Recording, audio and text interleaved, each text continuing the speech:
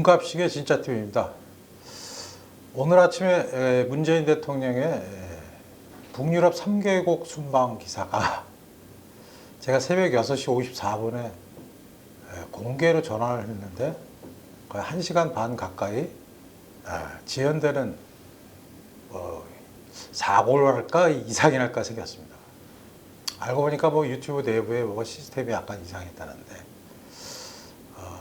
저도 그렇고 시청자 여러분도 많이 걱정했으리라 믿습니다. 제가 주말에 조성호 기자하고 찍은 영상 해명하느라고 쉬지도 못했는데요. 저는 후배들 조지고 성격도 아니고 요새 젊은 친구들이 제가 조진다고 말 듣고 그런 시대도 아니고요. 조 기자나 신승민 기자가 다 어린 기자들이기 때문에 그런 모습들을 보여주리라고 생각합니다. 오늘 제가 다룰 뉴스는 6월 3일, 그러니까 6월 2일 날이죠. 어저께 이제 김정은이가 다시 등장을 했죠. 5월 9일 날 미사일 발사를 한 이후에 거의 23일 만입니다.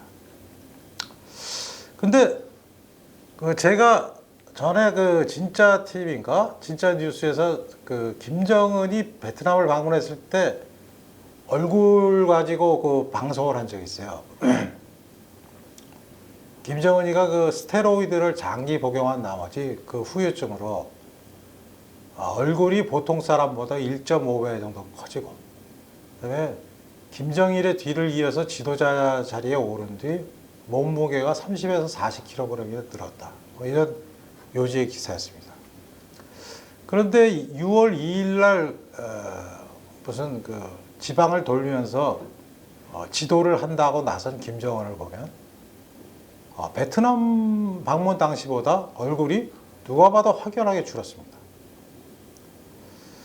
이것은 이제 북한 같은 경우는 이른바 1호 사진, 즉 지도자, 최고 지도자의 사진을 가공하는 것이 기본인데 거기다가 이제 화장술까지 더한 게 아닌가 하는 예상을 났는데요. 북한은 과거부터 대외로 공개되는 사진을 조작하는데 아주 1등 국가입니다.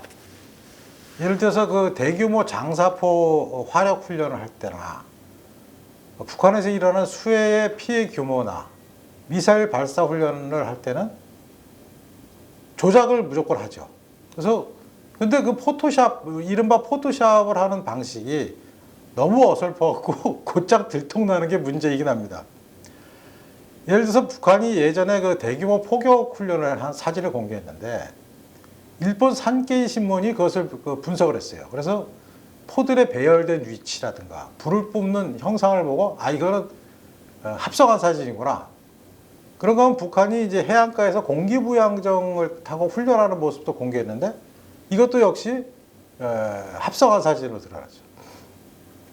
근데 이런 형태의 조작이라든가 사진 가공은 북한뿐이 아니라 러시아, 중국, 이란 같은 이렇게 좀 약간 악의 축 또는 좀 공산주의 국가 또는 공산주의의 영향이 많이 남아있는 국가들에게 아주 흔한 사례입니다. 예를 들면 이란도 2017년 9월 23일 날 대륙간 탄도미사일 발사하는 사진을 내보냈는데 그게 과거에 발사한 사진을 그대로 한 거예요. 그래서 그래놓고선 우리 새로운 발사에 성공했다 하니까 미국이 그것을 며칠 동안 분석한 결과 이 영상은 과거 영상을 재활용한 것이구나.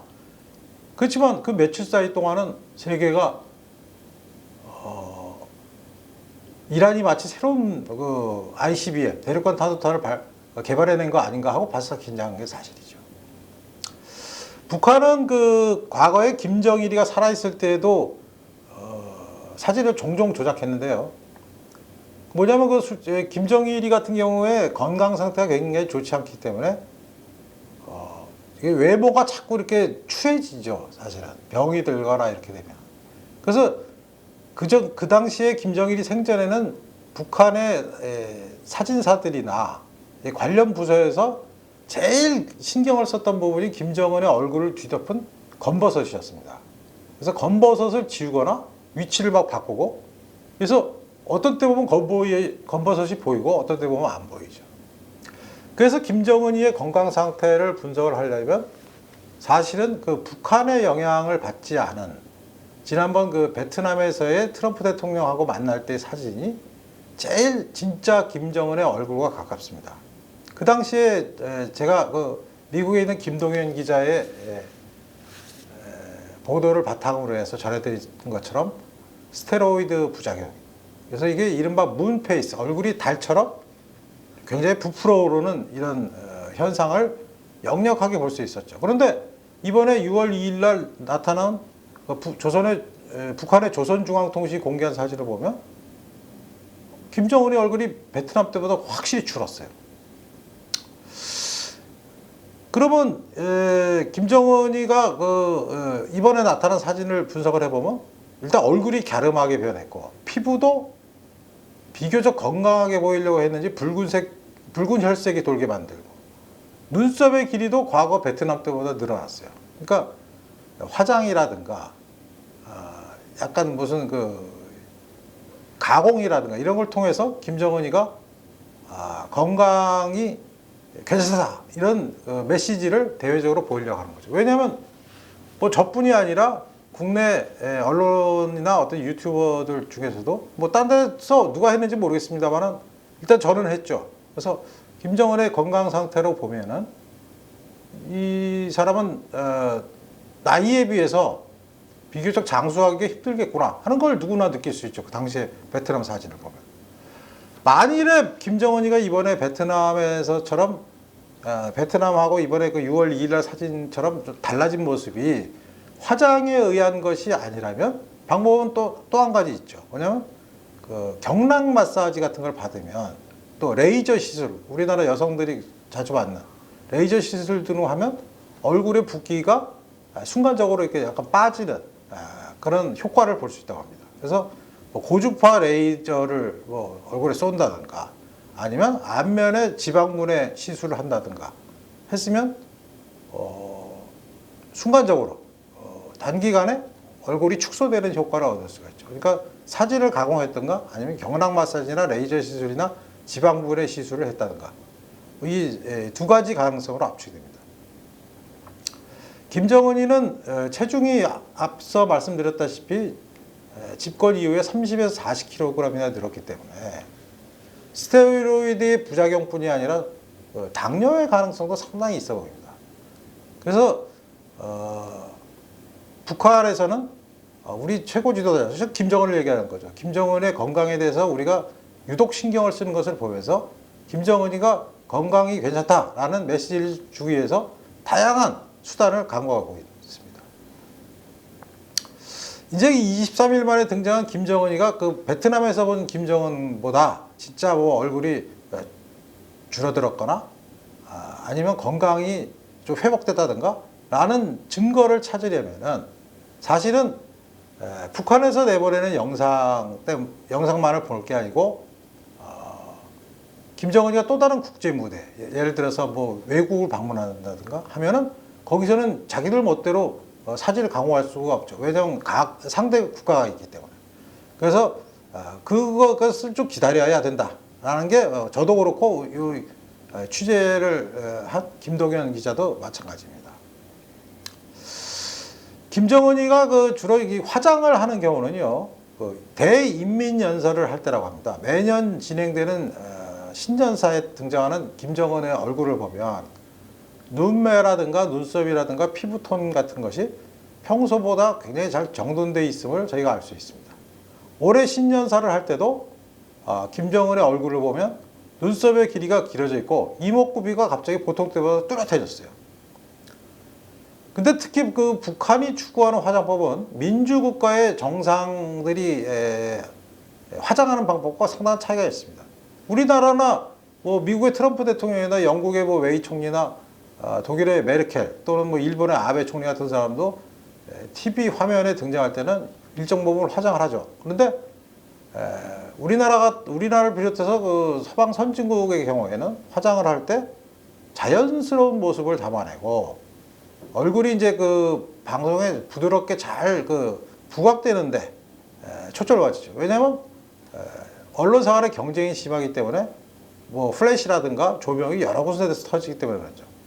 그런데 북한 김정은의 화장법은요 좀 특징이 있다고 합니다. 마치 평양에 보면 그 초대형 선전물 걸린 거 있죠. 그 옛날에 우리 80년대 운동권들이 그린 그 운동권 벽화 같은, 아니면 천막에다 대형 천막에다 그린 걸개 그림 같은 거요. 포스터 그거는 그 선전용, 그러니까 프로파간다 포스터와 유사한 톤을 구사한다고 합니다. 그래서 그것은 강렬한 색채와 사람들의 기억에 더 오래 남기 위해서 일부러 그런 조작법을 사용하는 것이죠. 그래서 신년사 사진을 보면 과거보다 눈썹이 훨씬 길어지고 눈의 아이라인도 뚜렷해지고 볼은 볼터치를 한 듯이 색감이 두드러집니다. 그 다음에 이마의 폭하고 생김새도 달라졌어요. 제가 말씀드리는 도중에 이제 나간 사진들을 보시면 올해 초에 공개된 서구식 집무실에서 촬영된 사진하고요. 근데 두 번째는 김정은이 과거 2014년 촬영된 사진인데 그때도 41년 만에 등장했어요. 근데 보면 서구식 집무실에서 촬영한 사진하고 2014년에 촬영된 사진을 보면은 눈썹의 길이나 이마의 폭이나 속눈썹 아이라인이나 볼의 색감에 차이가 있죠. 제가 말씀드린 서구식 집무실에서 촬영한 사진은 올해 찍은 사진이고, 두 번째 나오는 사진은 2014년에 사진일 겁니다. 근데 그 서구식 그 신년사 올해 할 때는 카페트가 깔려있는 집무실 소파에 앉아서 자연스럽게 대화하듯이 신년사를 진행하는데, 이때부터 보면은 그 김정은의 사진은 모두 북한의 선전용 포스터와 같은 색감이 들어갑니다.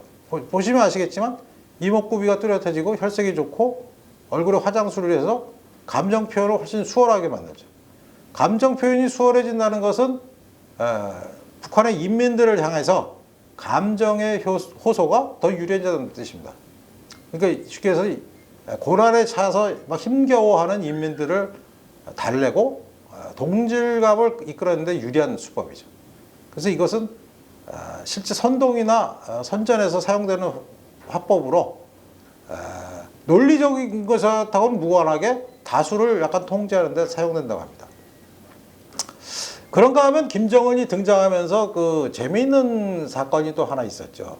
뭐냐면 조선일보가 며칠 전에 김영철이 조선노동당 부위원장이 이제 그 숙청을 당해서 강제 교화형을 당하고 있고, 김혁철이는 사형을 당했으며 김성애와 통역을 맡았던 여성은 정치범 수용소에 가 있다라는 특종 보도를 했는데, 마치 그것을 비웃듯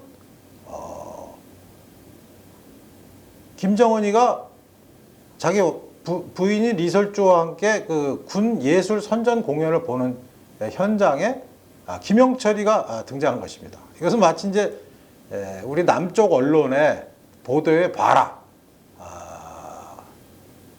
너희들의 그 보도가 틀렸다라는 것을 이제 가르쳐 주려는 것처럼 보이는데, 이거는 예를 들어서 조선일보의 보도를 오보라고만 몰아칠 부분이 아니라, 뭐 오보는 오보죠. 그렇지만 북한이 왜 유력 인사를 오랜 기간 그 대중 앞에 나타나지 않다가 갑자기 툭 튀어나오게 보도하는가, 그 이유를 아는 것도 상당히 재미있죠. 왜냐하면은 북한의 그 고위직 인사를 통한, 북한은 고위직 인사를 통한 기만 전술 또는 대정보 행위를 하는데, 이런 행위를 하는 것은 북한 입장에서 두 가지 큰 이점이 있어요. 왜냐하면 국내외 언론이나 우리나라 정보당국의 관심을 유발시키죠. 왜냐하면 누가 사라졌다, 누가 처형당했다, 누가 숙청됐다, 누가 정치범 교화소에 가 있다, 뭐 요독수용소에 가 있다라고 하면 우리나라 언론이나 우리나라의 국정원이나 관련 부서들이 바싹 긴장해서 그 사람의 동선을, 정보를 찾아내려고 하죠. 이렇게 되면 호기심이 바로 북한에 대한 관심을 집중시키는, 관심을 북한 쪽으로 집중시키는 효과를 낳죠.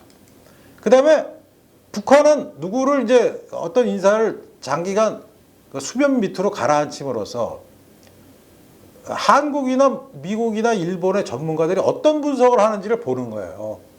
저 녀석들이 제대로 짚어내겠구나, 아니면 얼토당토한 분석을 하고 있구나. 이거를 보면서 그 상대방, 북한으로 보면 적국들의 정보 능력의 수준을 알아내는 거죠. 그래서 만일에 북한 입장에서 극소수밖에 모르는 사실을 남쪽이라든가 아니면 어느 언론, 해외 언론이 보도하거나 국정원에서 파악을 해내면 이 첩자가 이 내부 안에 들어있구나라는 것을 파악하는 이중의 효과가 있습니다. 그러니까 북한은 이런 것을 알아내기 위해서 우리나라를 비롯해서 미국이나 일본의 정보 수집 능력, 파악 능력을 알아내기 위해서 뭐 심심하면 한 번씩 이런 수법을 구사하죠. 네.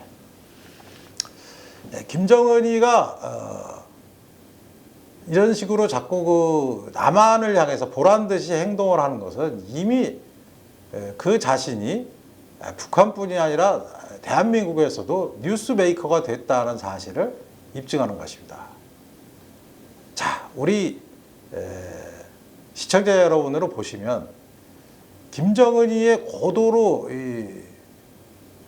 개선된 듯한 행보, 그리고 거기서 파생되는 정보, 이것을 우리는 그냥 일시적이 아니라 저 친구가 얼마나 얼굴이 변하고 얼마나 무슨 이상한 행보를 하는지 예의주시하면서 북한이 다음에는 어떤 것을 꾀하는가, 이런 걸 알아보는 것도 중요하죠.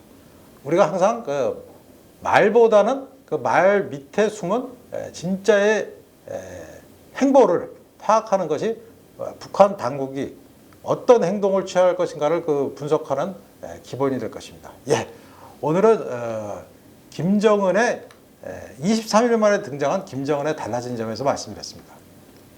어떤 독자 여러분께서 문갑식의 진짜TV의 구독을 왜 매번 방송마다 말하지 않느냐, 이런 말씀을 하시는데, 혹시 이 방송 보시는 분 중에 구독 누르면 무슨 돈 청구서 날아갈 거라고 오해하시는 분 안 계시죠? 유튜브에서 구독은 공짜입니다. 무료예요. 그러니까 구독도 좀 눌러주시고, 좋아요, 뭐 댓글도 열심히 달아주시고, 댓글은 제가 진짜 가능하면 빠짐없이 매번 제 응답을 드리는 거를 기본으로 하기 때문에, 사실 그것도 힘이 좀 들긴 들지만, 저는 제 방송을 시청하시는 여러분께 쌍방향으로 서로 소통하기 위해서 뭐 어떤 방송으로 직접 말씀드리지 못한 부분은 댓글로도 하고, 또 댓글로 중요한 정보를 해주시는 분도 있습니다. 그러니까 구독에는 돈이 안 드니까 오해하지 마시고요. 네, 구독과 좋아요 눌러주시고, 또 이 방송을 아직 모르시는 분들께 좀 널리 퍼뜨려 주시고, 뭐 월괄조선 구독은 제가 뭐 누누이 말씀드렸고, 뭐 여유 되시는 분은 뭐 마음으로 후원하셔도 좋고, 뭐 물질로 후원하셔도 관계없습니다. 예, 다음에는 제가 대북 정제유의 진실, 그것을 가지고 제 3탄 기사로 여러분을 찾아뵙겠습니다. 감사합니다.